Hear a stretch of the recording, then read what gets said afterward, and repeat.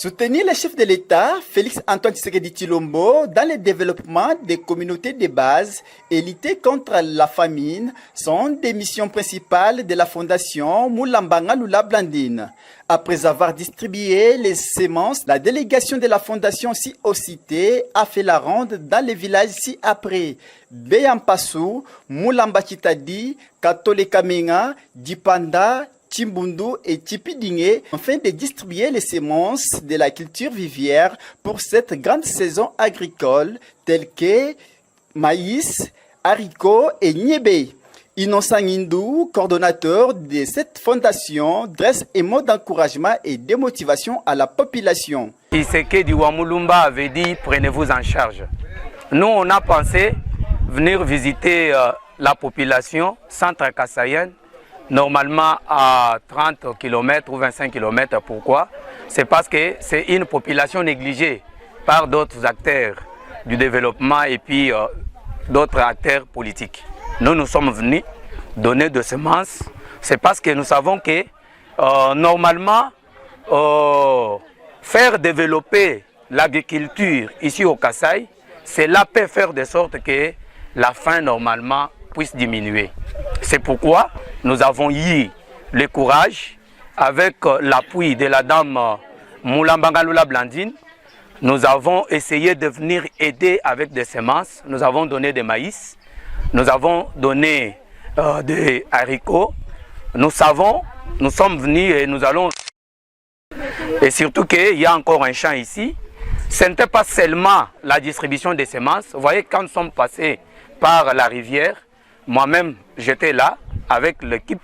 On a essayé un peu de voir, faire l'inspection parce que nous avons beaucoup de projets, nous avons beaucoup d'activités que nous allons mener ici. Le problème, il fallait qu'ils puissent s'aimer. Parce que vous savez, en s'aimant, ils doivent récolter beaucoup. Peut-être, si on devrait leur donner le 1000 francs, les 2000 francs comme les autres les font, on devrait le faire. Mais quand nous les avons donné de semences, nous savons pourquoi. C'est parce que c'est en cultivant où quelqu'un peut normalement être autonome. C'est-à-dire, nous leur demandons du fait qu'ils puissent s'aimer la semence que nous les avons donnée, du fait qu'ils puissent être autonomes eux-mêmes. Satisfait de ces gestes nobles, le chef Moulumba Chitadi du village portant les mêmes noms donne ses impressions. Kampani kendekele kaji kumwena katoka chika lufolo kere kaye mulu baye kuji manyishi kompana kweno banene bosi numumune numumanye pakomari chikondo munu abile na tera kabaje wabeo baye kumunana kabaje nene baba moma ikawo yo tete bafu chakumiri tije tibi kadi tete kanyenya kabuni monga chimwetu eye project ya tete bafu yitombo bwaze chakumiri katene ni jila ya kuendelea katani ne mai ate tukunwa tukibika ne chana tunona mai ya vindo aji baba mbika ne bowa baba tubika ne bowa ngulu mbika ne yowa je tuji tukale twamba je tiji twambaze no twenzele beto mai bwane tumani beto mo kusaka beto muje bantu bose basanga twasikijilai. Après la distribution, les bénéficiaires ont manifesté leur joie tout en remerciant Madame Moulambanga Lula Blandine pour cet acte. Jina jani makabwa kankolo Marcus. Wakupeta mamino adi Fondation Blandine Ngalula mkupe. Studio ambile Fondation Blandine Ngalula ntimi. Eyo twasikijilo wabu inje remercier Fondation wa Mama Blandine Ngalula. Ba vision wende twakumana ba ni vision wa président Félix Antoine Tshisekedi.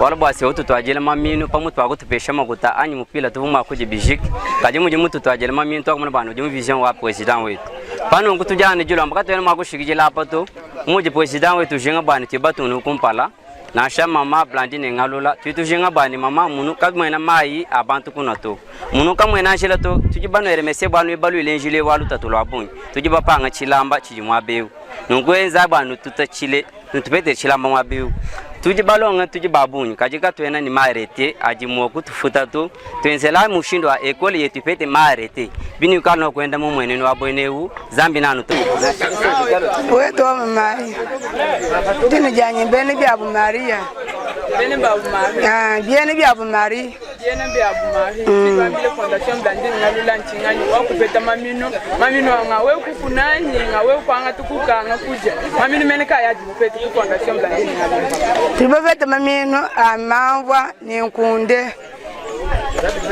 Blandine finje fondation Blandine Ngalula nchingani ndiye mwambile ne wokutuvesha nkunde ne mavwa tokumwele twasagijile atuvesha nyumo nitumbele kunye matulongo lele betu chilambe chikachene chimpato ne bani betu ne balonga kalasa abele byenda meshi banki balonga mini bimba mukalasa bwaji futu jabo kajiji mwena kajimpato katutini chakuba be kuba fuchila to ayikutolela ko meshi bwo kutombulisha mu futu jabani bodo byakupeta mbifite katone mushindo ko katone byakuja byatatu kuja to atole kabje meshi kwa mizubu yetu ya mviji mukulu katone mwabo kusambile mwimpato ayikutolela ko meshi Et on demandait les ballons, jeux de varèse et d'autres. Retenez que Madame Moulamba Ngalula Blandine est candidate à la députation nationale pour la circonscription électorale de Kananga.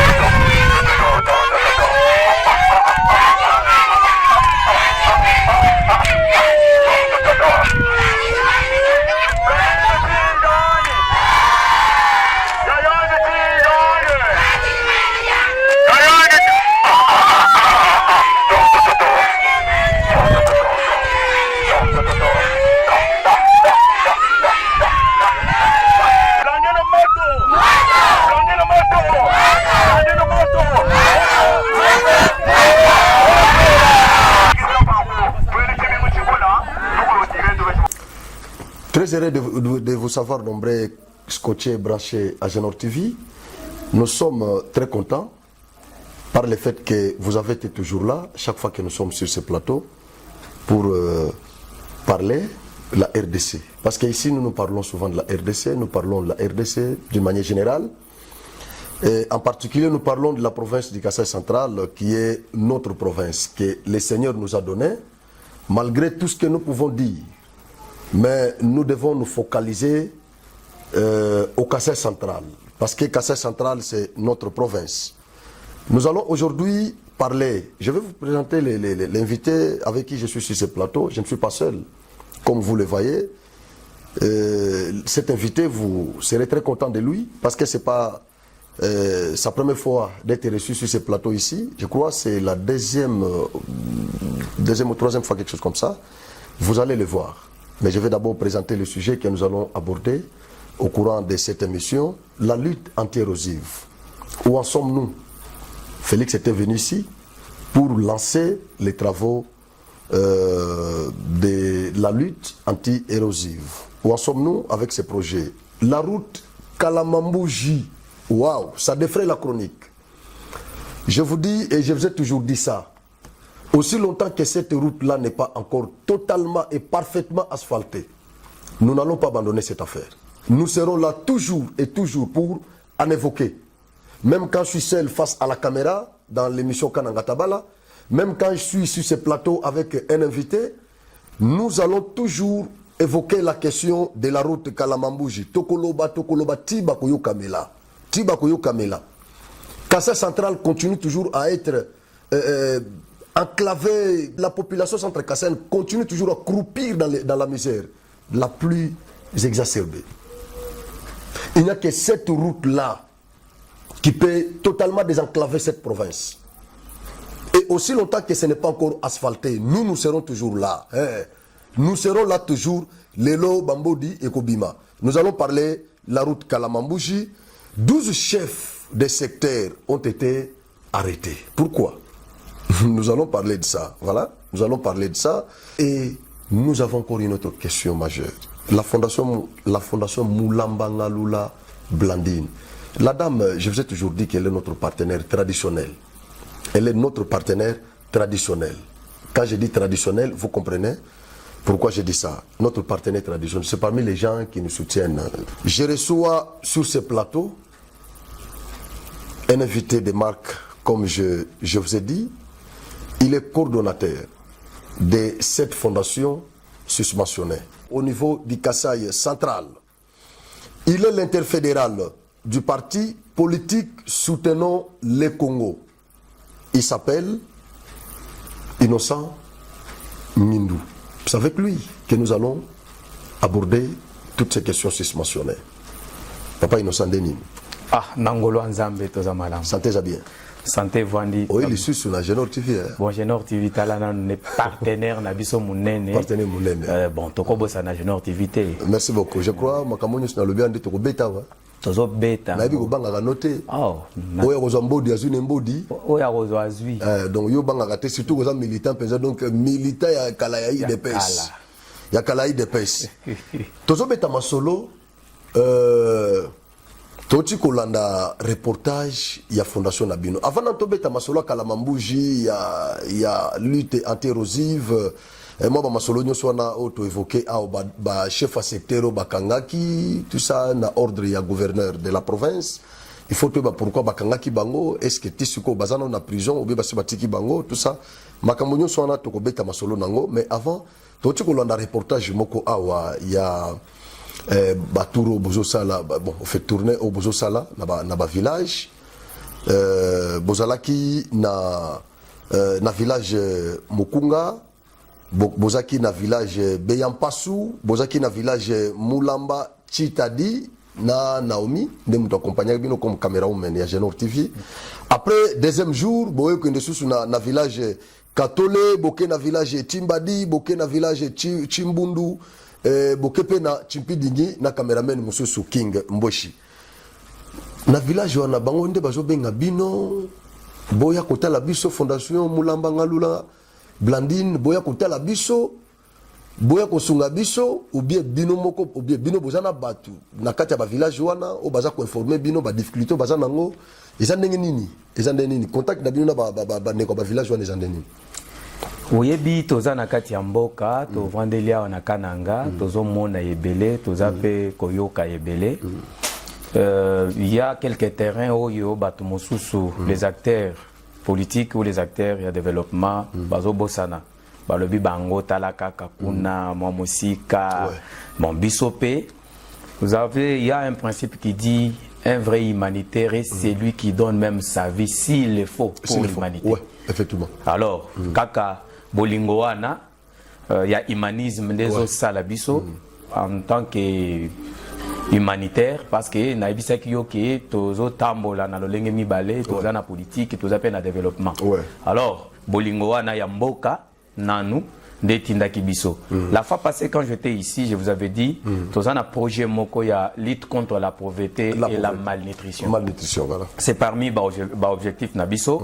La fois passée topé ça qui pendant la période de la culture maraîchère, topé ça qui biloko maintenant automoni qui toza na grande saison et sengela ki karto tambola.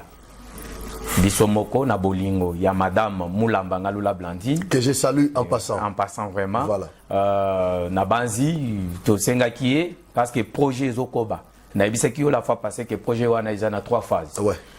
Première phase ezaki na culture maraîchère. Awa tozalaki tozana grande saison. Nde tokendaki quand même kopesa bango milona, topesa ki quelques semences, topesi maïs, topesi pena ba haricot. Alors, na troisième phase et ozala bibwele. Wana ezali encadrement il y a de personnes de troisième âge. C'est ça au moins bolingo wana nde tindaki biso. Donc on pesa bango ba bibwele. Tokopesa bango bibwele po ba élever yango parce que sina ebisaki yo talana no mutu ya 70 ans arosani soki élevage ya société et surtout quelques politiciens bazo kosa batu oyoka non soki bo voter ngai na opesa bino misala est-ce que ne mutu neti wana opesa msalani c'est impossible même troisième âge il fallait quand même créer une culture moko boye. Il ne fallait pas d'abord pour Asalamboule Belé. Il fallait qu'il y ait un musalene au Kopessaye. Apoko sala bilangate. C'est ça, n'est-ce pas? Azala Makashi a la bilangate. Parce que, vous savez, quand un vieillard meurt, c'est toute une bibliothèque. Bibliothèque, n'est-ce pas? Alors, tokoki ko sepelate tozana no posana batwana. Alors biso tozana culture moko boye, to linginde to encadrer bango na lolenge moko boye. Oso ko pesier soso mibale, o pesier soso, tabamoko. Au Monique, à Kobandanaye, quand même, n'a pas boye, azo que nous landelango, à côté ici, lobikuna, baboti, vina yezo continue. Donc, une activité en Wana, il y a Fondation Blandine Moulamba, n'a pas si ma sœur Mbote. Oh, ma sœur Marie-Jeanne. N'a pas si ma sœur Marie-Jeanne. Marie-Jeanne. Je vous aime beaucoup. N'a pas si Mbote, maman Marie. Je vous aime beaucoup. Papa n'a pas si papa Mbote. Papa Moulamba. Papa Moulamba. Tu changer fondation, tu check combo ya Moulamba. Père, tu check combo na yo. N'a pas si père Mbote. N'a pas si père Mbote. Maman pe n'a pas si Mbote. N'a pas si Mbote. Ça on na papa Eli. Ah, papa Eli. Papa Eli. Bon, bien qu'il y a qui pangate, mais n'a pas si ka saluta. N'a pas si ka saluta, qui pangate, mais n'a pas si ka saluta. Papa Eli, toute la famille Moulamba n'a pas si Mbote. Merci beaucoup. N'a pas si Mbote. Na mi azo seka kuna mutu na bango, azo seka na sima caméra. Voilà. Sikoyo, pas plus tard que les mois passés, tant au Baklotiraki, Babiro, il y a BRTC, il y a CENI. Avant de clôturer, il y a déposé candidature à Madame Blandine a postulé à niveau national. Kaka? A postulé à niveau national, a postulé à niveau provincial. A postulé à niveau communal. Wow! Donc, tous les niveaux donc à coincer. Talana nous commune Nganza, commune Naé, Lisusu. Bon, tango tolo babongo, ba oya commune mosoba lo bate qui est abandonné bango. No azam moi na bango pesanyo mais muto ça na kota c'est normal. C'est comme ça. Originaire pays Nganza. Alors à lingi quand même commune wana abandolande lango na ndenge moko boy. Quand même pour talana nous makambo ezo salema quand même ezo mona na miso. Bon, to lingi quand même moi changement. C'est-à-dire idée na biso ezali. Pendant que zolo banasengi na équipe technique ba balancer biso photo ya madame Blandine Ngalula. OK. Asekagane kaka. Très gentil. Asekagane kaka. Na mona place à Facharaté. Ah oui, c'est comme ça. C'est vraiment une maman. Non. Nasengi une équipe technique ba balancer photo na pendant que corridor zoloba. Allez-y. Alors, commune wana tant que commune naie tolingi to changer classe politique kaka na niveau national te au monité que vous allez appeler bien te il fallait classe politique to changer ngo na ba niveau nyonso. Alors lolingo wana ne omoni ya mipesi ya lobi bon quand même il fallait nazala kuna. Alors à postuler pe na niveau communal quoi. Donc on ça la campagne na niveau nyonso wana, niveau national, niveau provincial, na niveau communal. C'est comme ça qu'il tire naïe que c'est na batmosusu talala tokende na niveau l'écolo parce que kunande peut-être bandozo mais il y a za bongoté. Ouais, il y a za bongoté. Ça c'est vrai. Ah, oui. Vous savez la dame depuis comme je venais de dire ici, depuis que je l'ai connue, na mona na place à Facharaté. Attends, le téléphone, ceux qui ont benginga, ceux qui ont bengi to so labo, mona c'est assez nega, ceux qui te kutani ka bo. Ils ont neti, on dirait contaminé bino. Ah, simple. Yo na mona so Marie-Jeanne. Marie-Jeanne. Assez nega ka. Bon biso, il malade. Mais il sait la fois passée na ozela il faut ya na no pa na bango. Ayi bisinga o melitro na poto, il faut zonga na no awa, aya peza. Ngamona kina aéroport na ke yamba tana ozana kini atana ozala wapi na zongi na kananga. Na ke na aéroport peza na ke zela na yamba peza.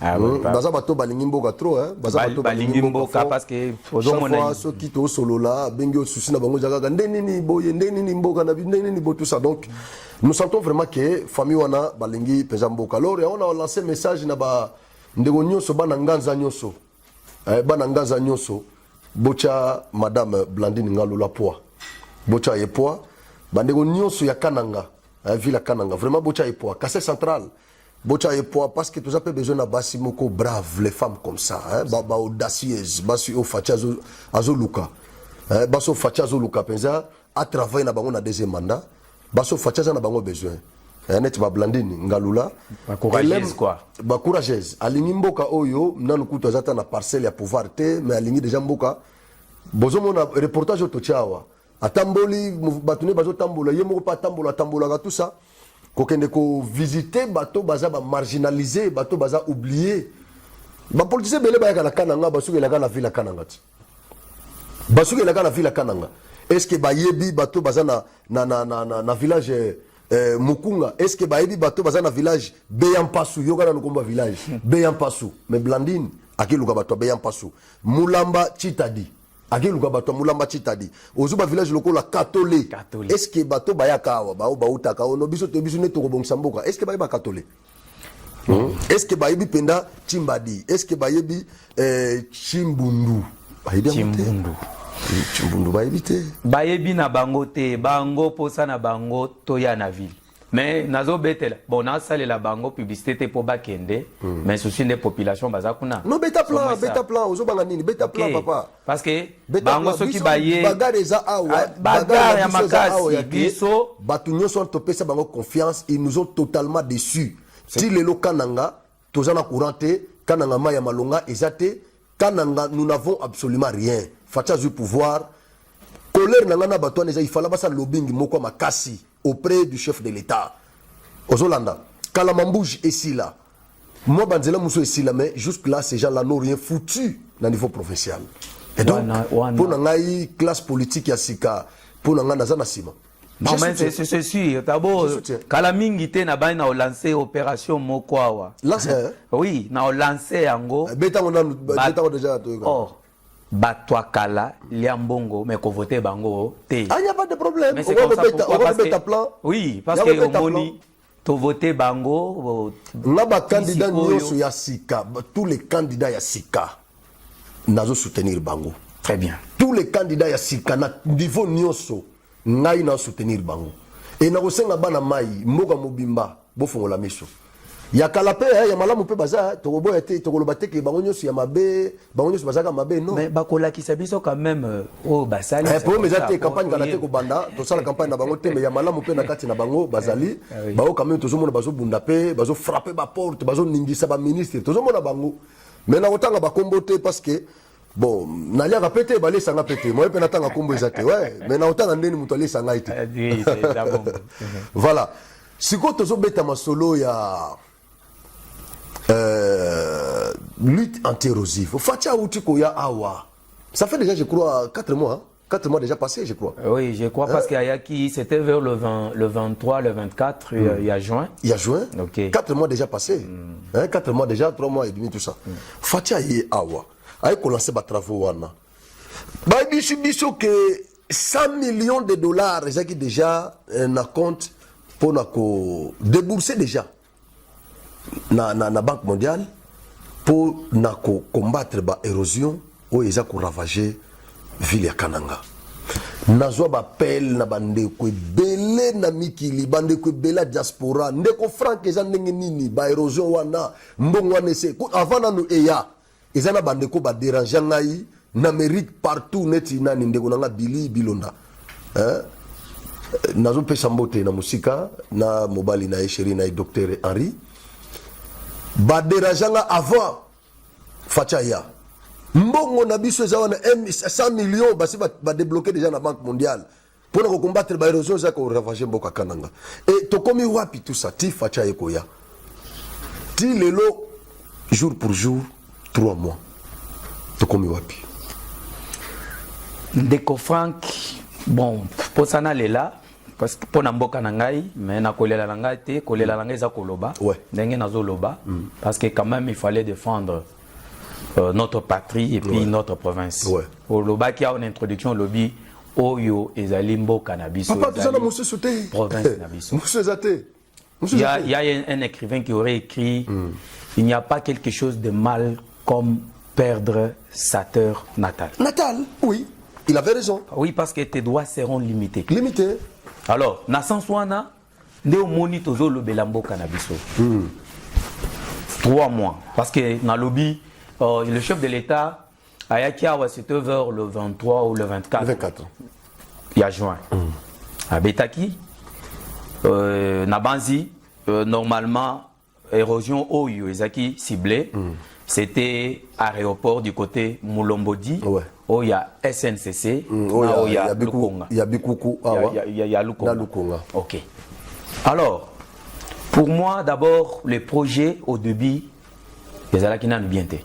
Olimbisanga na koloba bon. Non, allez-y, bêta ma plan, bêta on a besoin de plan note. Parce que na évité basala ki bidie nini parce que ce qui totalineti érosion oyo ya SNCC eza ndenge moko na oyo ya mulombodité eza ndenge moko na oyo ya nini oyo ya Lukonga te c'est-à-dire pour ngai normalement $100,000 100 millions 100 millions de dollars plutôt et lingaki a aidé biso attaque on a 5 attaque on a 20 na koloba bongo 20 érosion oui OK mais on va cibler 4-3 érosion 3 wana mais 100 millions c'est trop c'est trop les lots je crois que c'est yor oyo nazalaki na SNCC o namoni bato oyo bautaki ko recruter baza place wana ke bazo banda lelo yo kanan bazo banda lelo bazo banda c'est ça lelo lelo vendredi bazo banda lelo voilà. Mais na évité bien que oui Robeta Tourouana bazo na tuna bien que le projet a quand même des étapes c'est ça n'est-ce pas c'est-à-dire étape il y a recrutement il y a personnel il fallait les 3 mois non ce n'est pas quand même clair c'est comme ça ce n'est pas quand même donc étape il y a recrutement et sali 3 mois parce que babandina noté sur pourcentage to copé ça bango combien parce que recrutement yango moko 3 mois na évité chef de l'État Yemoko Ayaki. Bon, on a évité ce qui chef de l'État, il faut à Salana Banzambe ou bien à Salana. Parce que quand même, il a la bonne volonté, Yamboka. Tant que le projet Wanezo ya na niveau national, Talakaka, il fallait normalement au pays à province Babunda et Tambolé. Mais jusque-là, et surtout que nous sommes pendant la période pluviale, je ne sais pas. Bah, érosion wana et koko bana lolenge parce que tant que tozolo bawa ezaka kobakisama soki otamboli okeinganza okena telecom omoni okokamwa soki tokeyawa na nini na kama yawa na sekuna érosion moko ezani ya terrible na sekuna terrible kala mingi tezoka ya dépôt soki avenir érosion moko ezana terrible donc ekokata penza tina SNCC matiti likolo oui c'est comme ça mais bazo qui pète bon balingi bon son excellence président de la République a sala naba nani wana na yebité malam totuna ako sala na banzambe bon donc moni pour biso quand même ko chapé makanisi na basi dans l'avenir et que vous allez payer moins bien parce que vous savez oui mais oui wana na beti na beta wana ezana ngobongo au beti déjà plan donc il faut pas que privilégier pe ba momi mais oui c'est comme ça on dit éduquer une femme c'est éduquer toute une nation parce que au moni basi quand même bazana bolingo wana mais Fifi Masuka yo wana tina Lubumbashi bato babosani Richard Mouyege oui madame wana Fifi Masuka bato babosani pena Richard Mouyege babosani allez-y alors ce qui tokei neti awa neti okende ndemba c'est ça n'est-ce pas na Lukonga na Lukonga to na place wana boto sala reportage moko wana me rai mosusu kala mingi te eko kata penza rai baibi to zaki wana on a fait les reportages je crois ezaki na mwa nini je crois na mars tosalaki reportage moko na Lukonga na mois de mars place wana nano ezaki na débit tobwa kambela tolobi bota la place oyo nzambe na ngai avant na Tshisekedi aya fachi ayeko ya mbongo na biso nezali mais place wana bayebi singa kutu lobby bapesinga rapport na bato bauti ndemba bayebi singa place wana dans moins d'une semaine nzela ekozala te rai ekoliama benaleka pe lisusu benaleka rai na benaleka pe se liami déjà baibisi bapesenga ifo na kobeta plan moko na benaleka na kobeta bormo na benaleka mais ndenge za wana neti côté na zo biso wana etikali c'est pas même 10 mètres mais la seule route de dessert agricole autotikali nango eza ndemba OK c'est-à-dire siko rai katani toko suka wapi na province on wana ndenzala wana siko na ebité bakoloba ndenge nini parce que c'est ça le grand problème soki chef de l'État aye na vision wana mais quand même province peso sala mbongo les ana makambo ebele C'est ça, n'est-ce pas? Péage, mbongo ba péage, mbongo ya boy na boy. Et belé. Mais normalement, il fallait pas projet moko quand même. Il y a province là. Parce que exactement que quand nous donc le projet a impact visible. C'est comme ça quand même. Et ça là banda ko monana. Mais tant que zo monana te. Oh yona les zo ya na niveau national, yangwana ezo ko ba malamu te. Mais ce que otomituna na éviter kaka o ya province te ko kende liboso bon. Et là on a nazo mituna awezani. Pourquoi le projet nyonso yaka na Kasai central balasa kango mais exécution nango ezoraka ba mois après une année après 8 mois après 4 mois mususu pe après 2 ans pour na nini na pesa exemple facha yakia on a bien amandé à lancer ba travaux à la Mambuji il y a varie urbaine je crois na tronçon kamwesh kananga kamwesh à la Sayango, entreprise où il a exécuté, où il a qui marché, et ça na matériel de mon côté.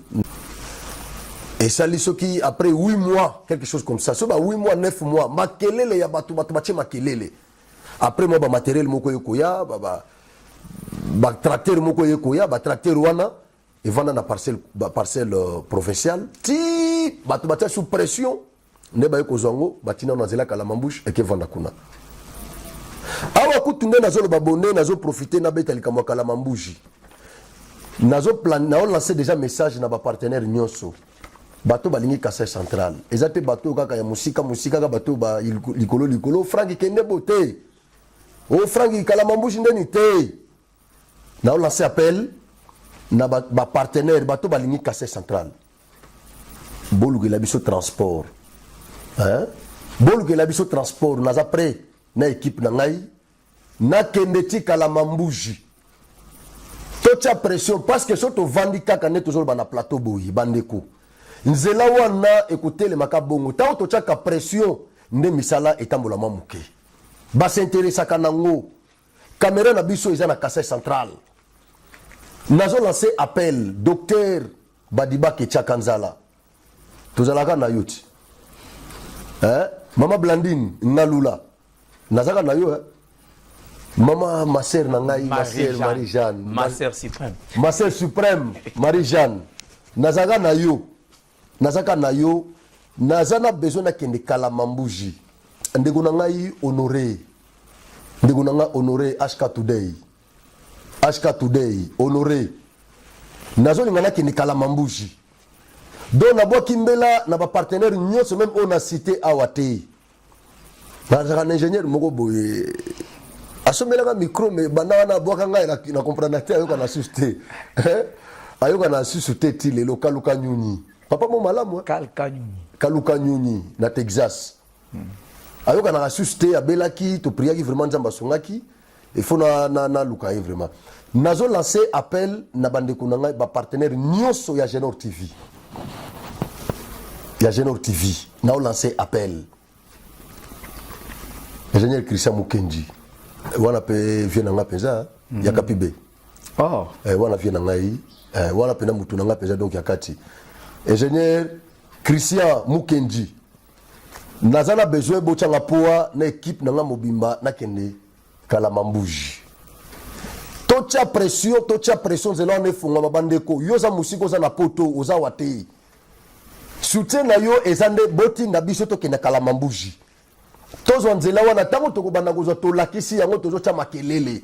C'est comme ça que gouvernement central fati bako sutuka bako s'intéresser mais ceux qui to vandi kaka ne boza musika wana bozolo baka ko franki pour kende boye frete naza besoin bato na lisuste naza na besoin bato bazolo ba na ba œuvre na misala olobi ocheli bo na poche misi moi quelque chose otindi to kende place tel to kei to sali reportage to chema kelele soto silisi kuna totali kote musu to okende toke na shit katende toke na shit mbombo toke na shit mbombo gouverneur a outi ko lancer ba travaux wana awakalate balobaki keno il faut banana octobre mais pourquoi ko lancer ngo ya ko bana octobre makamo na outi lobao et pas na biso zaka balancer avant mais exécution et ya toujours na retard awa ya zolo basikoyo lutte anti-érosive ake ko landela ono recrutement et combien de mois 3 mois 4 mois recrutement après bando ezobanda lelo ntina azokende soki osi sawa caméra ezokende na terrain bakende kozwa baimage wana awa eza bawese oyo bazotimola selo bacondition oyo banque mondiale apesaki esengelaki ke bawese ezala nano mpona circulation ya bato moko baluka to wana eza bawese baosala mosala deja ebani kalamambuji sikoyo masolo eza nde nini kalamambuji yoka tala nano ata ndenge naloba wana posaka nalela balobaki non eza déjà soki basala déjà 90 km tout ça mais normalement ce n'est pas ça vous savez tango bazoloba c'est basi basali 93 km 93 km ndenge balobaki nga pe nazali na radio j'étais à l'écoute ndenge balobaki normalement ce n'est pas ça parce que Kolongwana nous Kananga, Kambundi, c'est moins de 50 km. C'est 45, à peu près 45 km. C'est ça, n'est-ce pas? Ce qui est à moins de 50 km. Yozo Lobake, Basali, c'est-à-dire, c'est l'équipe Kambundi. Mais oh, combien nous connaissons? Oh. Mais je vous dis. Mais matériel, n'a pas na Kambundi, Bandakala, Bazana Kambundi, Bandakala. Matériel, au moni, Tango Bazo Bongisanzela. Normalement, société où ils allaient, il fallait qu'il y ait un ciblage à Bassit. Il y a Bassit. Mais si Kani ne va pas kocha, ba matériel na bango. Parce que bako bandanzela te babandika ka point moko. Non. Bazo kende na inspection. C'est comme ça n'enge matériel ou neza na Kambundi. Et ça ko lobate ke nzela basi basali komi déjà na Kambundi. Nzela wana kaka nengo beti wana na banzi na zana plateau na cadre ya fondation Mulamba Ngalola Blandine biso pe tokozala pembe na auto soutenir parce que na nzela wana tokozala parce que lokola tolingi mboka malamu tozala alors biso moko totambola wana tokoma toyeba normalement c'est quoi pona nzela tobeta na biso masolote hein pona ko désenclaver normalement Kasai central il fallait nzela wana tango nzela wana ezala ki bien. Mais bah si crise là qui a moins cher. Crise là qui a moins cher. Bana bakomi la kaisonge oyo zomona kaisonge. Oyebi kaisonga onemba bazo benga ngona nini na nini na kin. Makwala. C'est ça n'est-ce pas? Na lolenge wana ndingo zomona malamu nzela wana salema. Mais volonté sikonde zate. Parce que otunia olobi comment bazo ya kaka balancer précipitamment exécution et juste moi mois une année 8 mois et ça mitema bato comme déjà likolo mais c'est ça neti eloko yo betia wa ya shit mbombo na lingi na kota na mozindo na ngote mais na éviter société nini parce que biso za ba ramassette awa to za ba ramassette so bo rozali beta parce que il faut to yeba na société wana o ba pesi shit mbombo quelle société tout entre parenthèses comme ça baoya no labiso to lo ngona nukuna dossier Kalambambuji c'est à combien de pourcentage pour nangai combien de pourcents 93 non ce que le 93 c'est trop ngai soki na ina pesa il faut na o pesa bango ta 25 wana pona nini parce que 25 wana OK 25 wana pona ngai ezali ke balakisi biso quand même société wana bien que balakisi biso matériel c'est ça n'est-ce pas oyo monani donc présentation de matériel tout ça OK mais na misala ouverture de piste pe wala pété na misala toko pesa pourcentage nante parce que biso tango chef de l'état ya wa première fois population centre kassaïenne balobaki dossier Kalambambuji bayebi pourquoi bazako loba dossier Kalambambuji. Alors, dossier Kalambambuji, c'est un dossier Kolandela. C'est un dossier Koloba. C'est comme ça. Pabatunde bazana nous volonté yamboka na bango. Ce qui volonté yamboka ezali normalement éco sala de sorte que batu quand même ba mona misala o yezo salema. Mais biso tozo mona misala wana te.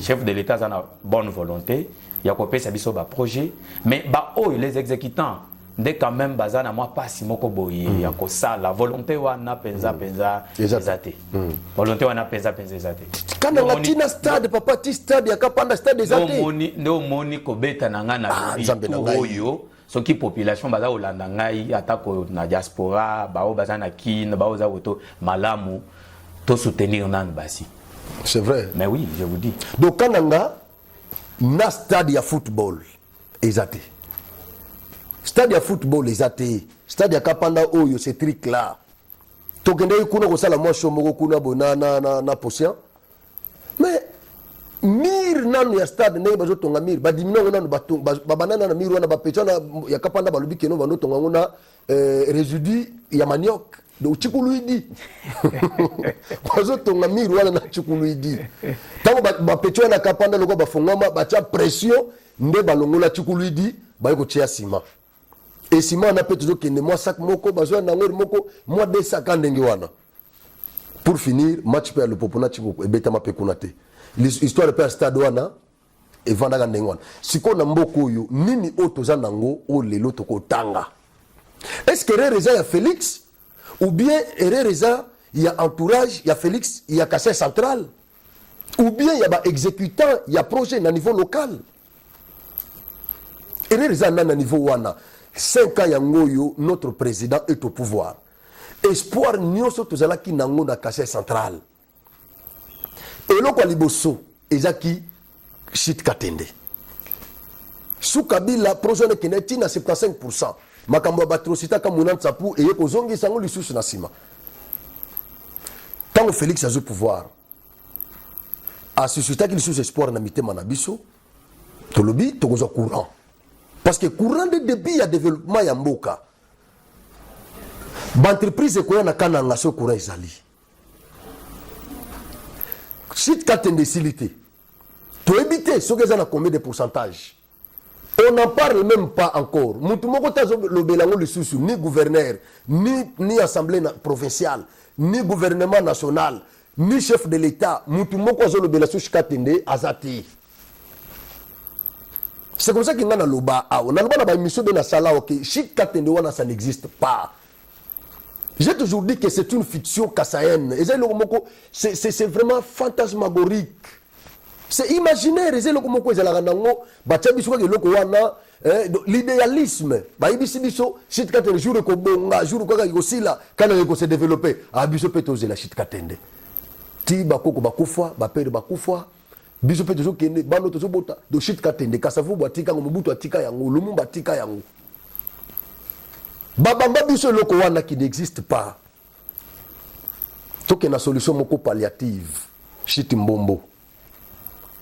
Babet Chit Mbombo nani nabete loko moko awa. Notable moko mboko wa ebisi nga Chit Mbombo ibanda na bakole. Babundisa bakole wa ilunga. Oya zabe koto ko sala nini na politique wana za makambo zo relever na compétence ba politicien azoli ngoboto la biso susu impact na province. Et simbate. Bakola kei onani chongo mutalu mko luntu wana aye a relancer projet wana babundisa chongo da ba politicien wana ka mitema be lelo bakufa batikela biso province tikala bongo sans courant John Kabe wana aye oui to soutenir projet wana to soutenir ango to soutenir biso za contre to soutenir ngana za contre bateau bazo combattre projet wana to soutenir John Kabe na projet kaka oyo na projet wana et Simba Facha fait 5 ans na province à Kassai centrale nous avons quoi il a fait quoi malamu kozala pe naître quoi neti ngai à part zela oyo nazomona ya Nganza. Oh, il y a Safrimex. Oh, il y a Safrimex. Mais là, ça pose encore un problème parce que nous avons une caméra. Tolingi tokotana na mozindo te. Mais quand même. Forme. Yo telmilika na forme. Na forme. Vous pensez que Zelona est la présence de Zelona? Ah, mais c'est ça le grand problème. Koba oyo. De mona kangai d'habiter na lobaka na koki kobosa na liloba oyo le défunt Tshisekedi a lobate. Ouais. Parce que Koloba prenez-vous en charge, ça dit trop. Ouais. Comment population Nganza si tant ba sala makambo bango pe bazomona réclamation nini bazaka nango. J'étais là-bas na caméra na ngai tokende kuna babilo musu déjà ba fente déjà ba fissure eza na ba miru wana ba caniveau wana nan kutu ba recharger banzelate quand même to mona avancement wana bien que ezokende ndenge ezokende. Mais ils sont uniques. Mais c'est ça le grand problème. Alors dena tunaki na lobby fatia ko sala musala na banzambete. Mais qu'est-ce qui fait que dans la province Moussousou, tout le monde a banzela mingi na mbujima et bazo lakisa biso banzela ba drone ba caméra ba collègue belé kuna ba confrère belé et zo lakisa banzela na mbujima déjà bien asphalté banzela Moussousou ezaki mabe esili kalate déjà bazo zo courant na mbujima na mai problème volonté. La province mais pourquoi awa? Na yebisi yo awa problème la volonté politique. Volonté wana ndezate. Volonté politique na chef ya nani? Il y a chef de l'État ou bien gouverneur, il y a autorité locale, banani yango bazala base. Autorité nazolo baba autorité locale awa na Kasai. Parce que yo anozolo ba bien. Au lobby ce qui totali na Mbujima yo komona ke ba projet ça évolue. Oui, ça évolue. Lubondai oyo ezaki pe na Mbujima ba lancer projet net ya Lubondai na Mbujima. Mais bazoli ya masango nango kuna. Mais awa na Lubondai tozoli yangote. C'est ça n'est-ce pas? Volonté wana ndezate. Nde umoni nazo beta na lobby malamu ko changer classe politique. Madame peut changer classe politique. Oui. Ce qui, bah, oyo, bah, salité, c'est ça, n'est-ce pas? Totali, oyo, salimité, quand même, toi, tu as fait battre mon sous. D'accord. Quand même, toi, tu as fait battre mon sous. Mais oui. Mais, malheureusement, sous quand on a place. Mais oui. Si quoi, 12 chefs coutumiers et 12 chefs de secteur, oyo, bah, interpellé qui, de ce on a payé qui n'a sens nyonso, bah, monsieur attaqué gouverneur, bah, monsieur lobby gouverneur, en a raison. Le gouverneur a une usurpation de pouvoir, tout ça, comment il a arrêté, tout ça, est-ce qu'il a la compétence d'arrêter, comment on peut arrêter dans un état de droit une autorité comme ça, une autorité publique, publique administrative, sans nini, tout ça, à me retrouver dans le monde en prison, sans à passer devant son juge naturel. Ok, normalement, bien que l'air fuite n'était pas à craindre. Dengue batu bakoki koloba, mais naebi ke mbele ba ebisaka bango ke tango bo po ba benga ki bango pour une réunion. C'était sa version au bisoto yoki. Allez-y. C'était pour une réunion tango baye.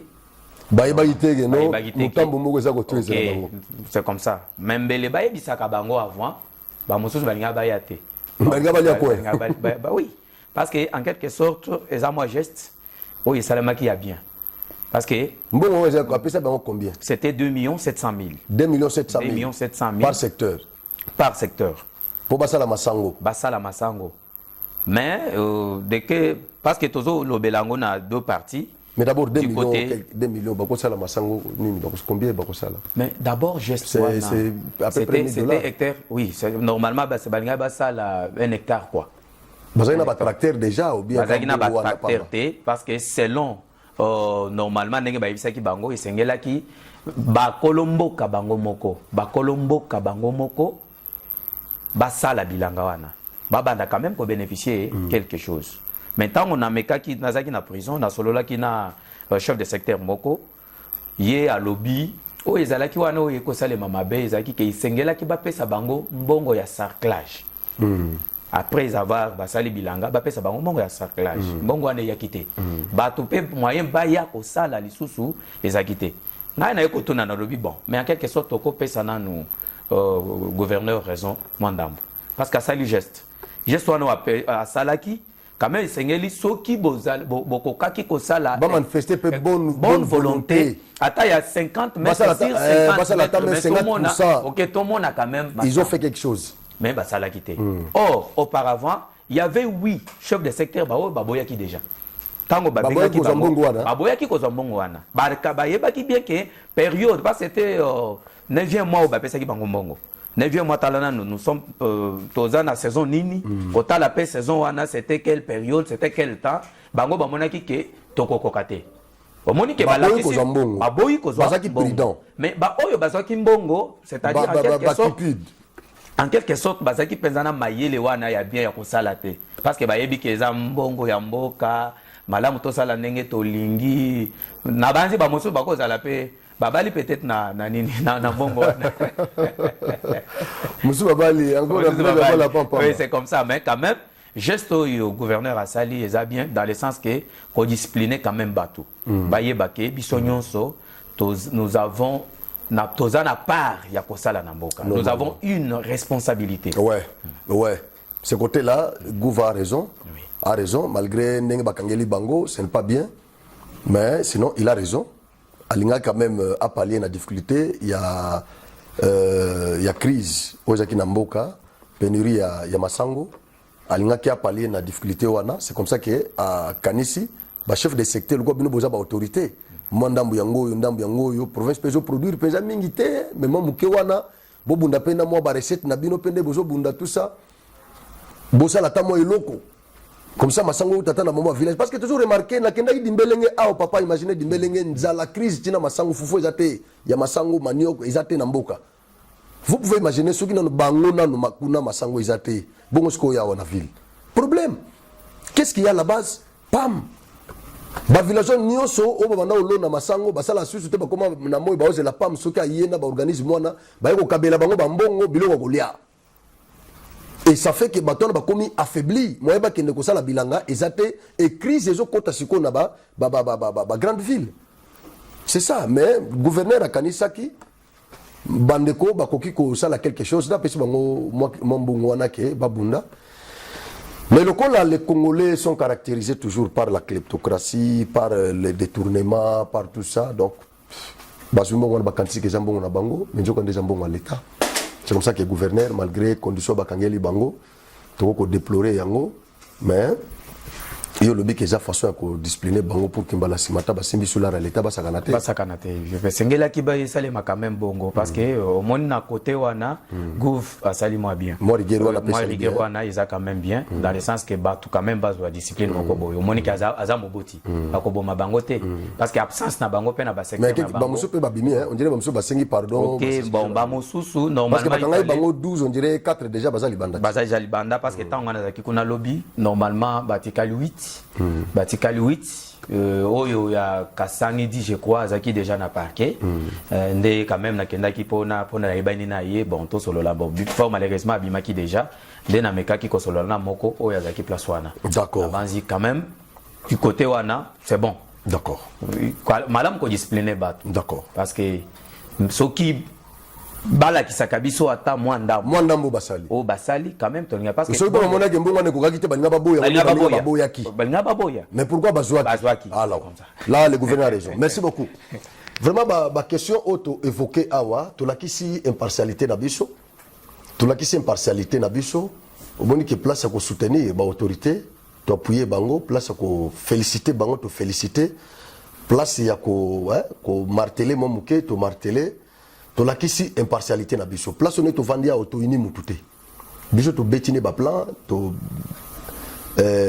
zolo belande Kasai central pour na biso tout ce qui nous intéresse c'est le développement du Kasai central point barre o zalana ni tout ça biso za kunate voilà na yambaki pour na bino coordonnateur ya fondation Mulamba Ngalula Blandine et interfédéral, il y a parti politique soutenant le Congo. C'est comme ça que nous étions là pour soutenir le Congo et la province du Kasai central avec lui.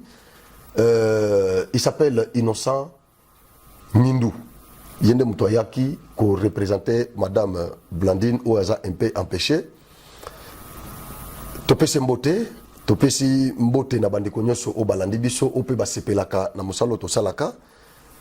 Tokomi nasuka ya tranche oyo tolobelaki makambo ebele lutte anti-érosive 100 millions de dollars oezaki débloqué tokomi wapi route Kalamambuji tokomi wapi na lancé appel na ba partenaire ya Genor TV bobo kolanda émission oyo bobenga biso même soko zolanda biso pour la première fois bengangai numéro za nassé ndeko Frank nazolingana soutenir na autant bokende Kalamambuji bokende ko image botia pression bolobelango nyonso wana puis tolobela ki likambo 12 chefs de secteur au bakangamaki na ordre ya gouverneur pour avoir détourné bo permettre le bango ndengwana 2,700,000 francs congolais et tolobaki makambo ya fondation ya madame Blandine Ngalula donc fondation Mulamba Ngalula Blandine ba activité na bango na niveau ya province pe candidature na ye organisation na bango tolobelaki makambo wana et puis